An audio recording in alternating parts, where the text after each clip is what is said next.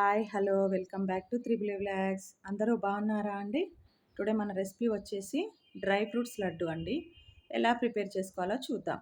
ముందుగా stove on చేసి pan పెట్టి ముందుగా ఆక్రూట్ని వేయిస్తున్నానండి.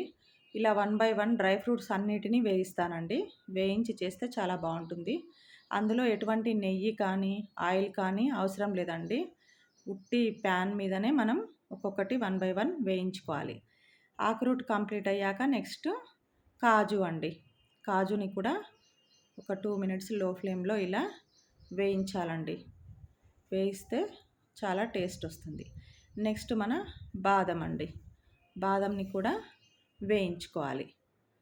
బాదంని కూడా ఒక 2 మినిట్స్ ఈ విధంగా ప్యాన్లో వేయించుకోవాలి. కొంతమంది నెయ్యి వేసి కూడా వేయించుకుంటారండి. అది టోటల్గా మన చాయిస్. బాదం వేయించాక బాదంని కూడా ఈ విధంగా పక్కకు తీసుకొని అన్నీ మనం ఒక బేషన్లో పోసుకున్నాం చూడండి ఫ్రెండ్స్. ఇలా వేయించిన డ్రై ఫ్రూట్స్ అన్నీ అందులోనే వేసుకోవాలి. వేసుకున్నాక నెక్స్ట్ సన్ఫ్లవర్ సీడ్స్ అండి.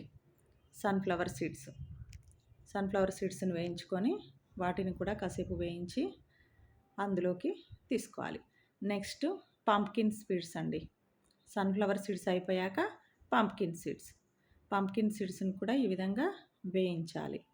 వేయించి అందులో బేషన్లోకి తీసుకున్నాక నెక్స్ట్ లాస్ట్లో వాటర్ మిలన్ సీడ్స్ అండి.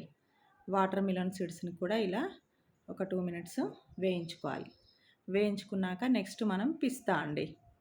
పిస్తాని కూడా నేను పిస్తా కొంచెం తక్కువ క్వాంటిటీలో తీసుకున్నానండి. నాకు పెద్దగా ఇష్టం ఉండదని. అన్నీ వేయించాక డేట్స్ ఉంటాయి కదండి, వాటిని మనం ఈ విధంగా సీడ్ తీసేసి మిక్సీ జార్లో వేసుకోవాలి. ఒక్కొక్కటి సీడ్ తీసేసి మిక్సీ జార్లో వేసుకొని ఈ విధంగా మిక్సీ పట్టుకోవాలి. చూడండి ఎలా వచ్చిందో, చాలా గట్టిగా ఉంది. మిక్సీకి లోపల చూడండి గట్టిగా అతికిపోయింది.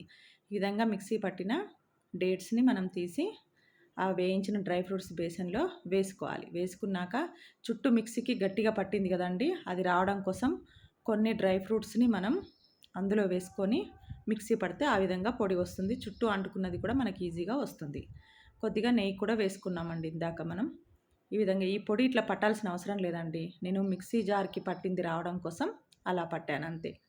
ఇక బాగా మిక్స్ చేసుకోవాలండి. డ్రై ఫ్రూట్స్ అన్నిటిని ఆ విధంగా గట్టిగా మంచిగా మిక్స్ చేసుకొని ఒక్కొక్కటి లడ్డు ఈ విధంగా కట్టుకుంటే డ్రై ఫ్రూట్స్ లడ్డు చూడండి ఎంత చక్కగా వస్తుందో, విడిపోకుండా మంచిగా.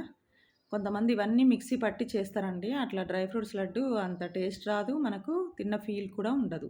ఇలా పప్పులు ఉంటేనే బాగుంటుంది. కాకపోతే వాటన్నిటిని మనం చిన్న చిన్న సైజులో కట్ చేసుకోవాలండి. అన్నిటినీ బాదం, కాజు, పిస్తా అన్నిటినీ మనం ఈ విధంగా చిన్న చిన్న సైజులో కట్ చేసుకోవాలి. ఈ విధంగా 1 బై 1 అన్నీ లడ్డు కట్టేసానండి. చూసారా ఫ్రెండ్స్ ఎంత చక్కగా వచ్చాయో డ్రై ఫ్రూట్స్ లడ్డు. మీరు కూడా ట్రై చేసి ఎలా వచ్చిందో నాకు కామెంట్ సెక్షన్లో కామెంట్ చేయండి ఫ్రెండ్స్. మర్చిపోవద్దు, ఓకేనా? Like, share and subscribe.